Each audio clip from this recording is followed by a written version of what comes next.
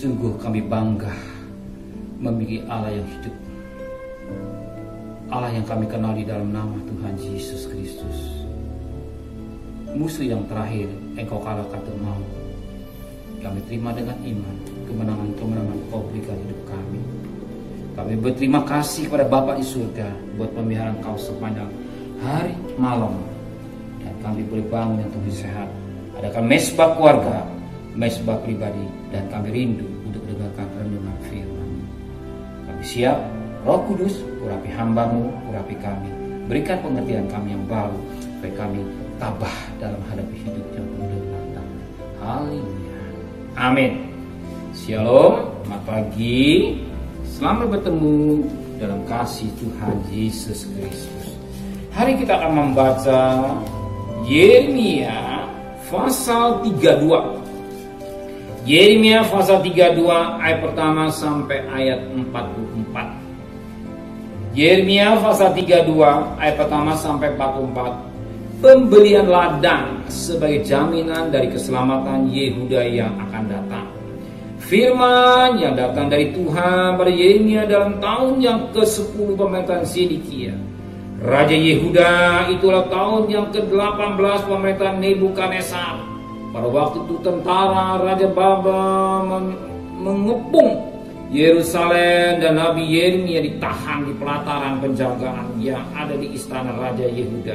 Sebab Sedekia Raja Yehuda telah menahan dia di sana dengan tuduhan, "Mengapa engkau berbuat? Begini firman Tuhan, sesungguhnya aku menyerahkan kota ini ke dalam tangan Raja Babel, supaya ia mendudukinya. Sedekia Raja Yehuda tidak akan luput dari tangan orang Kasdim, melainkan pasti akan diserahkan ke dalam tangan Raja Babel, sehingga ia berbicara dengan dia mulut sama mulut, dan melihat dia mata sama mata. Sedekia akan dibawanya ke Babel, dan di sana ia akan tinggal sampai aku memperhatikannya. Demikianlah firman Tuhan, apabila kamu perang melawan orang Kasdim itu, kamu tidak akan beruntung. Berkata Yeremia, firman Tuhan datang kepada aku bunyinya, sesungguhnya Hananiah anak Salum pamanmu akan datang kepadamu dengan usul, belilah ladangku yang di Anatot, sebab engkaulah yang mempunyai hak tebus untuk membelinya.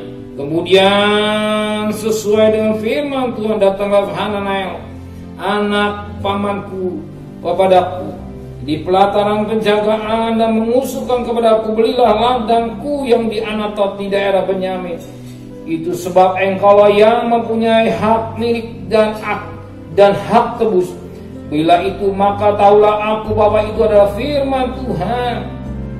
Jadi aku membeli ladang yang di Anatot itu dari Hananiah anak pamanku, dan menimbang uang baginya 17 sikal perak. Aku menulis surat pembelian, mementeraikannya, memanggil saksi-saksi, dan menimbang perak itu neraca. Lalu aku mengambil surat pembelian yang berisi syarat dan ketetapan itu, baik yang dimenteraikan maupun salinannya yang terbuka. Kemudian aku memberikan surat pembelian itu kepada Barak bin Neria dan Maseya di depan Hananiah anak pamanku, di depan para saksi yang telah menandatangani surat pembelian itu, di depan semua orang Yehuda yang ada di pelataran penjagaan itu. Di depan mereka aku memerintahkan pada Baruk, kataku, begini firman Tuhan Ta'ala Allah Isai, ambillah surat itu, baik surat pembeli yang dimenteraikan itu maupun salinan yang terbuka itu, taruhlah semuanya dalam tanah, bejana tanah, supaya dapat tahan lama. Sebab begini firman Tuhan semesta alam Allah Israel, rumah ladang dan kebun anggur akan dibeli pula di negeri ini. Sesudah aku berikan surat pembelian itu kepada Bahruk bin Neria, berdoalah aku kepada Tuhan, kataku, Tuhan Allah, sesungguhnya engkaulah yang telah menjadikan langit dan bumi dengan kekuatanmu yang besar dan dengan tanganmu yang terlentang. Tiada suatu apapun yang mustahil untukmu. Engkaulah yang menunjukkan kasih setiamu kepada beribu-ribu orang dan orang yang membalaskan kesalahan bapa kepada anak-anaknya yang datang kemudian. Ya Allah yang besar dan perkasa, nama Tuhan semesta, besar dalam rancanganmu dan agung dalam perbuatanmu. Matamu terbuka terhadap segala tingkah laku anak-anak manusia dengan mengganjar setiap orang sesuai dengan tingkah lakunya dan sesuai dengan buah perbuatannya. Perhatikan ayat yang ke-42. Sebab begini firman Tuhan semesta, seperti aku mendatangkan ke bangsa ini segala malapetaka yang hebat itu, demikian aku mendatangkan ke atas mereka keberuntungan yang kujadikan mereka orang akan membeli ladang lagi di negeri ini yang kamu tak katakan itu adalah tempat tandus tampak manusia dan hewan. Itu telah diserahkan ke dalam tangan orang-orang Kasdim. Orang akan beli ladang-ladang dengan perak, menulis surat pembelian, mementeraikannya dan memanggil saksi-saksi di dalam Benyamin, di sekitar Yerusalem, di kota-kota Yehuda, di kota-kota gunungan, di kota-kota daerah bukit, dan di kota-kota tanah Negeb. Sebab aku akan memulihkan keadaan mereka. Demikianlah firman Tuhan. Puji Tuhan. Di mana pembelian ladang sebagai jaminan dan keselamatan Yehuda yang akan datang. Dan firman Allah berkata, apa yang dialami ya bangsa Israel, dan dia akan Tuhan akan pulihkan, membayangkan saat membeli ladang. Dan dikatakan dari firman Tuhan, dikatakan firman Tuhan pada ayat yang ke-17, Tuhan Allah, sesungguhnya Engkaulah yang telah menjadikan langit dan bumi dengan kekuatanmu yang besar dan dengan tanganmu yang terentang. Tiada suatu apapun yang mustahil untukmu. Bahkan perkataan ini diulang kembali, firman Allah diulang kembali pada ayat yang ke-24. Sesungguhnya tembok-tembok pengepungan yang dipakai untuk merebut kota telah sampai ke mendekatinya oleh karena pedang, kelaparan, penyakit, sampah. Maka kota itu telah diserahkan pada orang-orang Kasdim yang memerangi. Maka apa yang difirmankan itu telah terjadi. Sungguh engkau sendiri melihatnya. Namun engkau ya Tuhan Allah telah berfirman kepadaku, beli ladang itu dengan perak dan panggillah saksi. Pada kota itu telah diserahkan ke dalam tangan orang. Ayat yang ke-26. Firman Tuhan datang pada Yeremia bunyinya, sesungguhnya akulah Tuhan Allah yang segala makhluk, adakah suatu apapun yang mustahil untukku. Firman Tuhan datang pada Yeremia. Firman Allah katakan, Allah segala makhluk, adakah suatu yang mustahil bagi Tuhan. Tidak ada kata mustahil bagi Tuhan. Sekalipun saat itu bangsa Israel sudah mengalami terpuruk, tapi kuasa Tuhan tetap dahsyat dan luar biasa. Melalui pembelian ladang ini diingatkan kembali, Tuhan akan pulihkan kembali, Tuhan akan angkat kembali. Kenapa? Tiada yang mustahil bagi Tuhan. Sebagaimana dikatakan dalam Lukas 1 ayat 37. Sebab bagi Allah tidak ada yang mustahil. Saat itu dikatakan Maria seorang perawan, nggak mungkin dia melahirkan anak, mengandung tanpa benih seorang laki-laki. Tapi kuasa Roh Kudus, Maria bisa melahirkan, mendapat benih. Itulah Roh Kudus.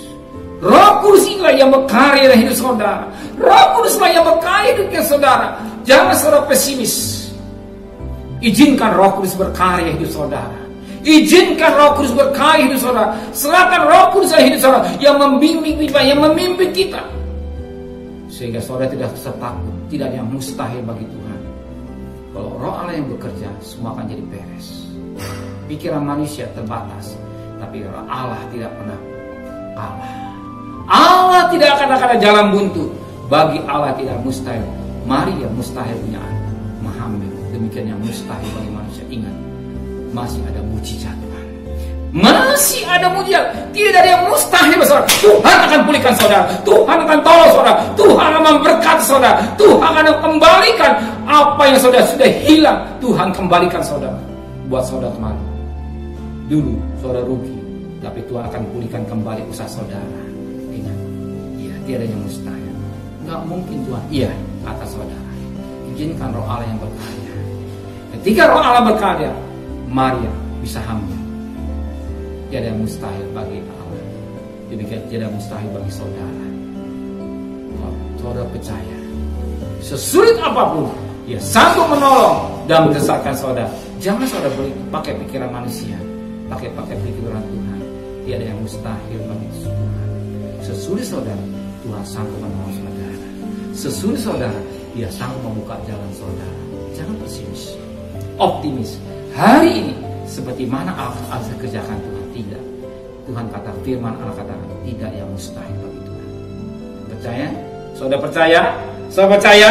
Tidak yang mustahil bagi saudara. Ingat, tidak ada yang mustahil bagi saudara. Ya.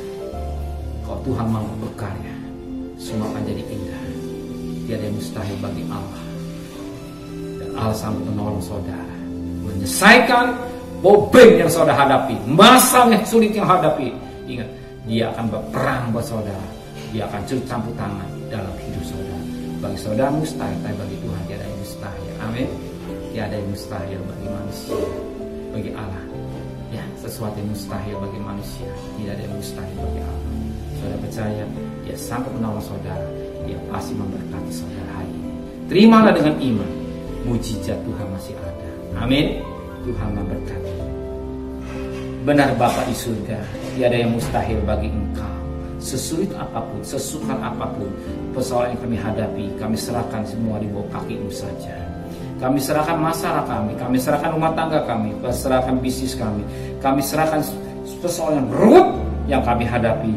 Kami percaya Engkau akan menyelesaikan. Sebab Engkau berkata dalam Matius 11 ayat 28 sampai 30, marilah kau punya beban berat, beban kami serahkan kepada Tuhan. Engkau akan campur tangan yang sulit bagi kami, tidak yang sukar bagi Engkau, sebab tiada yang mustahil bagi Engkau Tuhan. Kami percaya hari ini kami bekerja, kami berjalan dengan iman bersama dengan Tuhan, kami bisa melakukan perkara yang besar. Terima kasih Bapa di surga. Dan apa jadi kebutuhan kami, Kau sudah siapkan. Dan lindungi kami sepanjang perjalanan kami, pergi dengan selamat, pulang dengan selamat. Jangan sampai kami terpapar keseronan. Rumah tangga kami serahkan semua. Balikan kami pada besok pagi dan tubuh yang sehat dengan tidak kurang satu apapun juga. Kami teringat untuk Bapak Presiden, Wakil Presiden, para Menteri, para Gubernur, para Bupati, para Wali Kota, para Camat, para Lurah, para RW, para RT, para medis, para relawan, para TNI, para Polri. Bahkan mereka yang kejar masa depan, Tuhan berikan kesehatan, hikmat yang dari Tuhan. Pelihara mereka, pelihara keluarganya. Mampu berperang melawan kesulitan. Yang sakit semakin berkurang banyak, tapi yang sembuh semakin banyak Tuhan. Bahkan mereka mau divaksin berjalan dengan sempurna Tuhan. Belas kasihan-Mu terjadi buat bangsa kami Indonesia. Kami mohon belas kasihan-Mu, kemurahan Tuhan berlaku Tuhan. Saudara kekasih, terimalah berkat nikmat dari Allah Bapa, cinta kasih sayang dari Tuhan Yesus Kristus, dan berkat Roh Kudus nyertai saudara hari ini sampai Maranatha, Tuhan Yesus datang. Yang cinta Dia katakan amin. Tuhan